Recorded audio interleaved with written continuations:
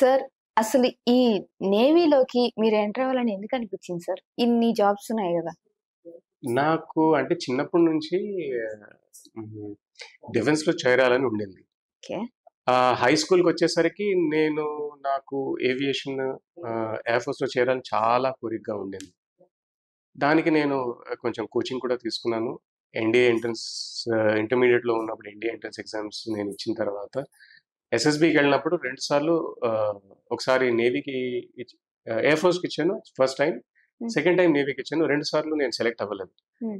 మూడోసారికి అది కూడా అదేంటంటే నాకు ఈ ఆప్షన్ ఉంది అంటే మా ఆప్షన్ మా ఎంట్రీ ఏంటంటే మాది ఇంజినీరింగ్ ఎంట్రీ ఉండింది. ఓకే. సో, ఆ ఇంజినీరింగ్ ఎంట్రీది నాకు ఐడియా కూడా లేదు. నా ఫ్రెండ్ అప్లికేషన్ ఫార్మ్ తీసుకొచ్చి ఈ ఆప్షన్ ఉంది ఫిలప్ చేద్దాము అని అంటే లాస్ట్ డేకి ఒక రోజు ముందర మేము ఫిలప్ చేసి ఇద్దరం సబ్మిట్ చేసుకున్నాము. హ్మ్. లక్కీగా నాకు వచ్చింది. పాపం అన్ఫార్చునేట్లీ నా ఫ్రెండ్‌కి రాలేదు. కాల్ లెటర్ వచ్చింది. ఇంటర్వ్యూకి వెళ్ళాను. ఇంటర్వ్యూలో సెలెక్ట్ అయిపోయాను. మెడికల్‌గా నన్ను పర్మనెంట్‌లీ రిజెక్ట్ చేశారనమాట. ఏదో హార్ట్‌లో ఏదో ఉంది, ప్రాబ్లమ్ ఉంది అనేసి కనుక్కొని నన్ను రిజెక్ట్ చేసేసారు. రిజెక్ట్ అయిన తర్వాత అపీల్ చేసుకునే ప్రొవిజన్ ఉంది. సో, నేను మళ్ళీ హైదరాబాద్‌కొచ్చేసి ఇక్కడ అప్పుడు ఒక మెడిసిటీ అని ఒక హాస్పిటల్ ఉండేది హ్మ్. ట్యాంక్ బండ్ దగ్గర. అక్కడ టెస్ట్ చేయించుకున్నాము. అక్కడున్న డాక్టర్లు సర్టిఫై చేశారు. ఓకే. ప్రాబ్లమ్ ఏం లేదు. మళ్ళీ అపీల్ చేసుకొని వెళ్ళిన తర్వాత అక్కడ మళ్ళీ వాళ్ళు అన్ని ఎగ్జామినేషన్స్ చేసి ఓకే. మీకు ప్రాబ్లమ్ లేదు. యూ కెన్ జాయిన్ అని వాళ్ళు క్లియర్ చేసిన తర్వాత అప్పుడు నేను చేరాననమాట. సో, దట్ ఆల్సో ఆహ్, ఒక ఒక డిఫరెంట్ ఎక్స్‌పీరియన్స్. ఎందుకంటే అప్పుడు నేవీ చేరకముందే నేను ఒక హాస్పిటల్‌లో ఉండాల్సొచ్చింది. అక్కడ ఎగ్జామినేషన్ ఒక రోజులో ఎళ్లి చూసి చూసి రావడం లాంటిది ఉండదనమాట. ఒక ఆ! ఆల్‌మోస్ట్ 5-10 డేస్ అవుతది. 10 డేస్ అవుతదా? ఆ! వాళ్ళు అన్నీ చెక్ చేస్తారు. మళ్ళీ ఆహ్, ఐసైట్, చెస్ట్, టోటల్ తర్వాత body checkup. Medical surgical problems ఏమైనా ఉన్నాయా? మెడికల్ ప్రాబ్లమ్స్ ఏమైనా ఉన్నాయా? వెయిట్, వెయిట్ కరెక్ట్‌గా ఉందా? లేదా? ఇవన్నీ చెక్ చేస్తారనమాట. సో, అందుకు ఒక ఆల్‌మోస్ట్ 10 డేస్ అట్లా అవుతది. వై 10 డేస్ ఆల్సో ఇది ఇట్స్ నాట్ దట్ తొందరగా అవ్వకూడదా అని అంటే అట్లా కాదు. యాక్చువల్లీ ఆ హాస్పిటల్ ఉండేది ఫర్ పేషెంట్స్. మేము వచ్చింది యాజ్ డిఫరెంట్ రెస్పాన్సిబిలిటీ. కాకపోతే వాళ్ళు డాక్టర్స్ ప్రైమరీ రోల్ పేషెంట్స్ కాబట్టి పేషెంట్స్ అటెండ్ చేసిన తర్వాత మమ్మల్ని అటెండ్ చేస్తారనమాట. మనకి ఎక్కువ టైం ఎక్కువ ఉండకుండా టైం మొత్తం సో, అందరితో పాటు అందుకనేసి మనం. మన ప్రయారిటీ అందరికంటే తక్కువ ఉంటుంది. కాబట్టి అది అలా టైం తీసుకుంటుంది. బట్ అదర్‌వైజ్ వాళ్ళు చెక్ చేసేటప్పుడు మాత్రం కంప్లీట్‌గా డీటెయిల్డ్‌గా చెక్ చేస్తారు. ఇంట్లో ఒప్పుకున్నారా సార్? మా అమ్మ, నాన్న ఎప్పుడు అంటే నేను అన్నప్పుడు వాళ్ళు నన్నెప్పుడూ ఆపలేదు. అది కూడా ఎందుకు అనంటే మా నాన్నకి ఎయిర్ ఫోర్స్‌లో ఎయిర్‌మెన్ లాగా సెలక్షన్ వచ్చిందంట. ఆయన చెప్పేవారు నాకు. కానీ మా నానమ్మ పర్మిషన్ ఇవ్వలేదన్నమాట నన్ను పంపించడానికి. సో, మేబీ అది మా నాన్నకుండిందేమో. హ్మ్. ఓకే. పోనీ నాకు అప్పుడు ఆప్షన్ వచ్చిందని నేనెళ్ళలేదు. వీడికొస్తే వీడిని పంపిద్దాంలే అని అనుకున్నాడేమో ఆయన. హ్మ్. సో, ఆహ్, బట్ వాళ్ళ తరఫు నుంచి దే నెవర్ స్టాప్డ్ మీ. నేను కూడా ఎంసెట్ ఇది రాయడం నాకిష్టం లేకుండే. అండ్ లక్కీగా నాకు ఇంజినీరింగ్ ఎంట్రీనే దొరికిందనమాట. మాదేంటంటే ట్రైనింగ్‌తో సహా మాకు ఇంజినీరింగ్ అయింది. ఓకే. ఎన్‌డీఏ ఎళ్తే వాళ్ళకు సైన్స్ గ్రాడ్యుయేషన్ అవుతుంది. But it is not a technical degree.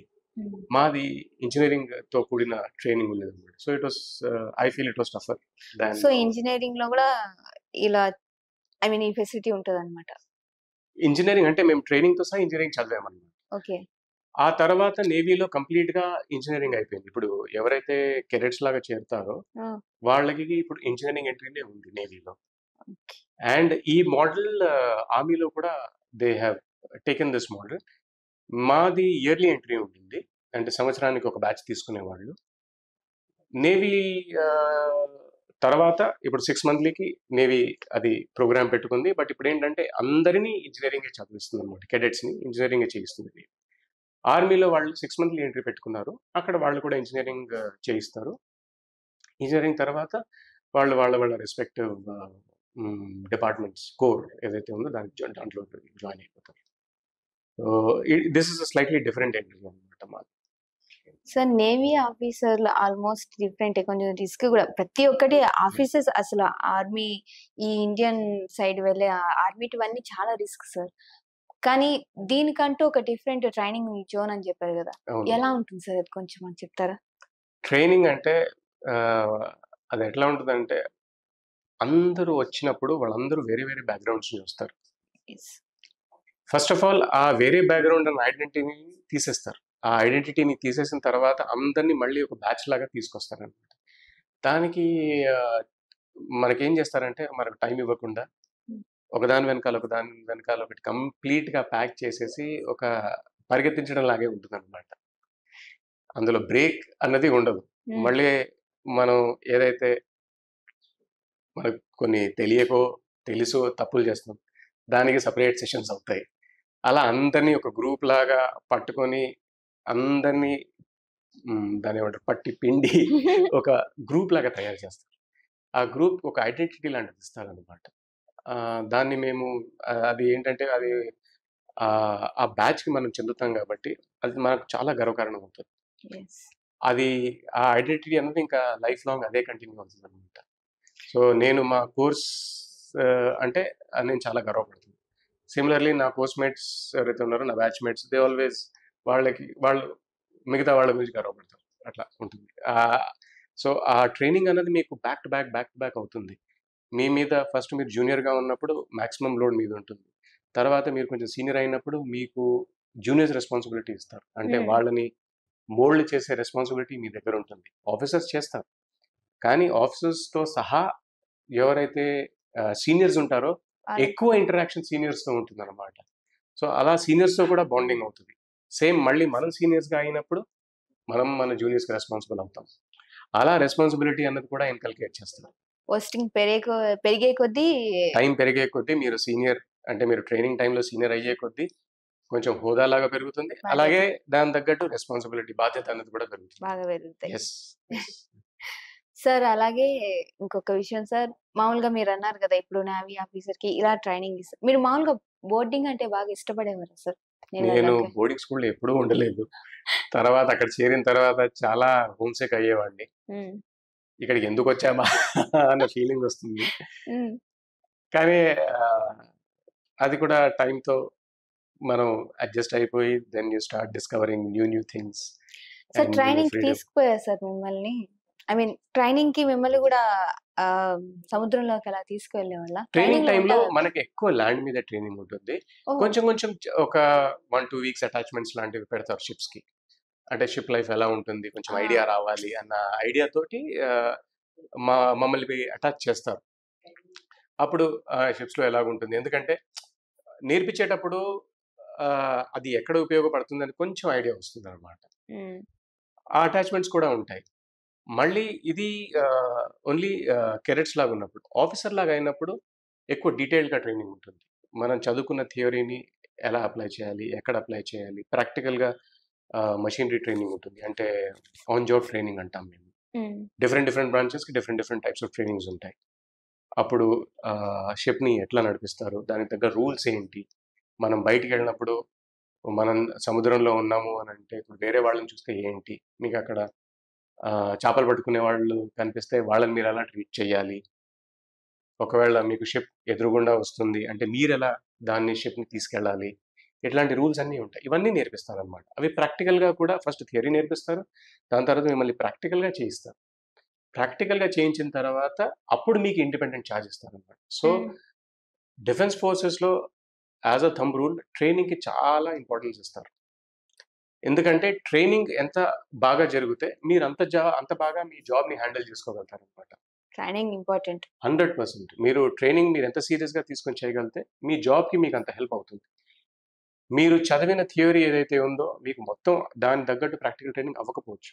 కాకపోతే మీ దగ్గర ఆ థియరీ కానీ బలంగా ఉంటే ప్రాక్టికల్‌గా మీరు చేస్తున్నప్పుడు కొత్త కొత్త సిట్యుయేషన్స్ వస్తాయి కదా! ఆ సిట్యుయేషన్స్ మీరు దాన్ని ఎలా ఎదుర్కోవాలి? దానికి మనం సొల్యూషన్ ఎలా తీసుకోవాలి? అలాంటివి మీకొస్తాయి. సో, ఆ ఎక్స్‌పోజర్ మీకు చాలా బాగా దొరుకుతుంది. ట్రైనింగ్ అయిపోయింది గదా! ఇంకొన్ని రోజులుంది ట్రైనింగ్ అయిపోతది, జాబ్ వచ్చేస్తదని గాకుండా ట్రైనింగ్ మీద మనం ఎంత కాన్సంట్రేట్ పెడితే అంత బెస్ట్ యెస్. అంటారు. యెస్. 100% మీకు ఇప్పుడు ఒకవేళ నేను అగైన్ ఒక నార్మల్ కాలేజ్తో కంపేర్ చేసి చెప్పాలి అని అంటే, మీరు డిఫెన్స్లో చేరినప్పుడు మీకు జాబ్ ఆల్రెడీ ఉంది. ఓకే, సో జాబ్ సెక్యూరిటీ అన్నది ఆల్రెడీ అక్కడ ఏర్పాటు అయిపోయింది అనమాట. Mention అయిపోయింది. మీరు ట్రైనింగ్ తర్వాత అంటే నేను చదువుకున్న తర్వాత నేను జాబ్ వెతుక్కోవాలా, చెయ్యాలా అలాంటివి ఏం ఆలోచించే అవసరమే లేదు. మీకు మీ ట్రైనింగే చేసుకోవాలి. Hmm. ఆ జాబ్ సెక్యూరిటీ మీకు ఆల్రెడీ ఉంటుంది కాబట్టి మీరు వేరే విషయాల్లో ఆలోచించకుండా ట్రైనింగ్ మీదే కాన్సన్ట్రేట్ చేయాలి. కానీ ట్రైనింగ్ టఫ్ ఉంటుంది కాబట్టి అక్కడ ఫోకస్ అనేది కొంచెం మారుతుంది. మారుతది. కొందరు ఫోకస్ చేసేవాళ్ళు ఎప్పుడూ ఫోకస్ పెడతారు. కొందరు సరేలే అది వదిలేసిన వాళ్ళు కొందరు అలా కూడా ఉంటారు. కానీ వాళ్ళని కూడా లైన్‌లో పెట్టే పద్ధతులు ఉంటాయి కొన్ని. సార్, ఆ! ఇప్పుడు మీరు ఇన్నేళ్ల మీ జర్నీలో ఓ టఫ్ డే ఈ రోజు నాది. లేకుంటే నేను చాలా గర్వపడ్డాను ఈరోజు అననే ఫీలింగ్ ఏ రోజు వచ్చింది సార్ మీకు? ఇన్నేళ్ల మీ జాబ్ జర్నీలో? చాలా ఉన్నాయండి. ఆహ్, చాలా ఉంటాయి సార్. పర్టిక్యులర్‌గా మాకోసం ఒకటి మా వాళ్ళతో షేర్ చేసుకోవచ్చు సార్. నేను ఆపరేషనల్‌గా చెప్పను. ఓకే. కాకపోతే ఆహ్, నేను సబ్‌రీన్స్ అయిపోయిన తర్వాత సబ్‌రీన్స్‌లో నేను 10 ఇయర్స్ చేసి నేను బయటికొచ్చేసిన తర్వాత నేను టోటల్‌గా ఒక 8 ఇయర్స్ ప్లస్ ఫీల్డ్‌లో చేశాననమాట. షిప్, సబ్‌మరీన్ కలిపేసి ఒక 8 ఇయర్స్ ప్లస్ నేను లిటిల్ లెస్ దెన్ 9 ఇయర్స్. 9 ఏళ్ల కంటే కొంచెం తక్కువ టైం నేను ఫీల్డ్‌లో ఉన్నాను. నా 20 ఏళ్ల సర్వీస్‌లో. అయితే అది అయిపోయిన తర్వాత నేను సబ్‌మరీన్ నుంచి బయటకొచ్చి నేను ఇన్‌స్ట్రక్టర్ లాగా మారాననమాట. హ్మ్. ఇన్‌స్ట్రక్టర్ లాగా మారిన తర్వాత ఆహ్, ఇప్పుడు నేను చాలా గర్వపడే విషయం ఏంటంటే, నేను ఎవరికైతే ట్రైనింగ్ ఇచ్చానో, అందులో ఒకతను నాకు మొన్న టీచర్స్ డే రోజు కాదు, గురు పూర్ణిమ రోజు మెసేజ్ చేసేసి ఆహ్, "మీరు నాకు one of the best instructors" అని అంటే, ఐ థింక్ మిగతావన్నీ పక్కన పెడితే అట్‌లీస్ట్ ఇన్నేళ్ల తర్వాత నేను సర్వీస్ వదిలేసిన తర్వాత కూడా ఆహ్, నా ట్రైనీ నా గురించి అట్లా అనుకుని నాకు టచ్‌లో ఉన్నాడు అని అంటే అది నాకు చాలా గర్వకారణం. అలాగా దిస్ ఇస్ వన్ ఎగ్జాంపుల్. అలా నేను ట్రైనింగ్ ఇచ్చిన వాళ్ళు నాతో టచ్‌లో ఉన్నారు. నేను ఎవరితోనైతే కలిసి మేము ఆన్ షిప్ ఆర్ సబ్‌మరీన్ మేము పనిచేసామో మేము ఇప్పుడు కూడా వాళ్ళతో కాంటాక్ట్స్ ఉంటాయి కాబట్టి ఇంకా దీనికంటే ఇంకెక్కువేం కావాలని నేను అనుకుంటాను. కరెక్టే సార్. మనల్నే ఒకరు ఇన్‌స్పిరేషన్‌గా తీసుకొని ఇంత ఎదిగి, ఎంత ఎదిగినా మళ్ళీ మనల్ని గుర్తుపెట్టుకొని మనకు కాల్ చేసి మనల్ని మాట్లాడినప్పుడు, నా మాట వీడిని ఇంత దూరం తీసుకుపోయిందనే గర్వం భలే అనిపిస్తది యెస్. సార్ మనసుకి. డెఫినెట్‌గా. నన్ను కూడా అలా నాకు కూడా నేర్పించిన వాళ్ళున్నారు. వాళ్ళు కూడా వాళ్ళతోని కూడా నేను టచ్‌లో ఉన్నాను. ఇంకేంటంటే అది ఫీల్డ్ షిప్ కానీ సబ్‌మరీన్‌లో చేసినప్పుడు అది మాకు ఫీల్డ్ పోస్టింగ్ కాబట్టి, అప్పుడు మాకేవైతే బంధాలు ఏర్పడతాయో అవి చాలా స్ట్రాంగ్‌గా ఉంటాయి. అందులో కొందరితో ఇంకా మనం చాలా అటాచ్ కూడా అయిపోతాం. దాని తర్వాత మనం సర్వీస్‌లో ఉన్నా లేకపోయినా ఆ అటాచ్‌మెంట్ ఉంటుంది. మనం అట్లాగే వాళ్ళతో టచ్‌లో ఉంటాము. ఆ బాండింగ్ అన్నది అది కొంచెం రేర్‌గా ఉంటుంది. అది నాకనిపిస్తుంది. అక్కడ చెప్పే ప్రతి మాట చాలా ఇంపార్టెంట్‌గా తగులుతది కాబట్టి, ప్రతి ఒక్క విషయాన్ని మనం చాలా గుర్తుపెట్టుకుంటాం అనమాట. యెస్. ఆహ్, ట్రైనింగ్ టైమ్ అదే అన్నాను కదా! ట్రైనింగ్ టైమ్ మనం కొంచెం ఆహ్, శ్రద్ధ పెడితే మిగతా time will be good. And సర్వీస్‌లో ఉన్నప్పుడు మీకు ఇలాంటి ఆపర్చునిటీస్ చాలా వస్తాయన్నమాట. అప్పుడు మీరు సిన్సియర్‌గా, హానెస్ట్‌గా చేసినప్పుడు ఏదైనా దానికి గుర్తింపు ఉంటుంది. సార్, మెమరబుల్ మూమెంట్ ఏమన్నా? మెమరబుల్ మూమెంట్ ఒకటి మీకు ఆల్రెడీ ఇప్పుడు చెప్పాను. హ్మ్. అదే. యాహ్! ఆ! మామూలుగా షిప్‌లో సార్ షిప్‌లో వర్క్ చేసేటప్పుడు. షిప్‌లో వర్క్ చేసేటప్పుడు ఆహ్, దేర్ వాస్ వన్ ప్రాబ్లమ్. అంటే మాకు ఒక ఇంజిన్ ఉంది. దానికి ఇంజిన్‌కి తగ్గట్టు ఒక గేర్ బాక్స్ ఉంటుంది. అయితే జనరల్‌గా మేము టెక్నికల్ వాళ్ళం కాబట్టి మా జాబ్ అంతా ఈ ఎక్విప్‌మెంట్‌కి తగ్గ చెక్స్ చేశామా? లేదా? అనేసి. సో, నాకొక రిపోర్ట్ వచ్చిందనమాట. సార్ ఇక్కడ ఏదో కొంచెం తేడా ఉంది. హ్మ్. ఆహ్, మనకు ఆయిల్‌లో నీళ్లు కలిసినట్టు కనిపిస్తుంది నాకు అని నాకు మా మెషినరీ కంపార్ట్మెంట్ నుంచి నాకు వస్తే నేనెళ్ళి చెక్ చేశాను. దాని తర్వాత నేను ఇమ్మీడియేట్‌గా నా నాలెడ్జ్‌కి నాకు తగ్గంత మళ్ళీ పుస్తకాలు చెక్ చేసి ఎందుకంటే మేము కొంచెం సేపట్లో మేము ఆహ్, సెయిలింగ్‌కెళ్ళాలి. సార్టీ అంటే మేము సముద్రంలోకెళ్ళాలనమాట. ఎళ్ళారు. అయితే ఇదేమో క్రిటికల్‌గా అయిపోయింది. దాన్ని మళ్ళీ కూర్చొని వితిన్ ఎ షార్ట్ టైమ్ అనలైజ్ చేసి, అయింది. ప్రాబ్లమ్ అయింది. మనం ఇప్పుడు సెయిలింగ్‌కెళ్ళడం కుదరదు. ఎందుకంటే సెయిలింగ్ వెళ్ళడానికి మేము అన్నిటికంటే ఎక్కువ ఇంపార్టెన్స్ ఇస్తాం. ఉమ్, కానీ అంత క్రిటికల్గా అయినప్పుడు అది వెళ్ళలేము అని చెప్పడం కూడా కొంచెం కష్టం అవుతుంది అనమాట. ఉమ్, సో నా సుపీరియర్కి నేను అనలైజ్ చేసి ఆయనకి చెప్పి, ఆయన మళ్ళీ ఆ, మా కమాండింగ్ ఆఫీసర్కి చెప్పి, అది మేము మళ్ళీ అందరం కూర్చొని డిస్కస్ చేసిన తర్వాత ఓకే ఇప్పుడు వెళ్తే బాగోదు మనకి ఈ సిచ్యువేషన్లో, ఎందుకంటే అది ఒకటే ఒకటే ఇంజిన్ ఉంటుంది అనమాట. ఇప్పుడు మనం వెళ్తే దానికి మళ్ళీ ఇంకెక్కువ ప్రాబ్లమ్స్ అవుతాయి అన్న yes. అనాలిసిస్ చేసి అది మేము డ్రాప్ చేసుకోవాల్సి వచ్చింది అన్ఫార్చునేట్లీ. Mm. బట్ ఎస్ మళ్ళీ దాన్ని ఇమీడియట్గా అటెండ్ చేసి ఒక 3-4 daysలో దాన్ని అటెండ్ చేసుకొని Complete. మేము వెళ్ళిపోయాం అనమాట. సో ఆ క్రిటికల్ టైంలో దాన్ని పట్టుకొని అనలైజ్ చేసి అలా రిపోర్ట్స్ ఇచ్చి చేయడము అన్నది అంత షార్ట్ పీరియడ్ అంత షార్ట్ పీరియడ్లో మేబీ దానికి ఒకటి నాకు దాన్ని మా దగ్గర కమెండేషన్ అంటాం, chief of the naval staff commendation అదొకటి వచ్చింది. Maybe it was because of that, I don't know. So but expect చేయలేదు నేను. బట్ యా సార్, మామూలుగా ఈ నేవీకి చాలా మంది ఎలా అప్రోచ్ అవ్వాలో తెలియదు సార్. ఇప్పుడు కొంతమందికి తెలుసు కానీ కొంతమందికి తెలియదు సార్.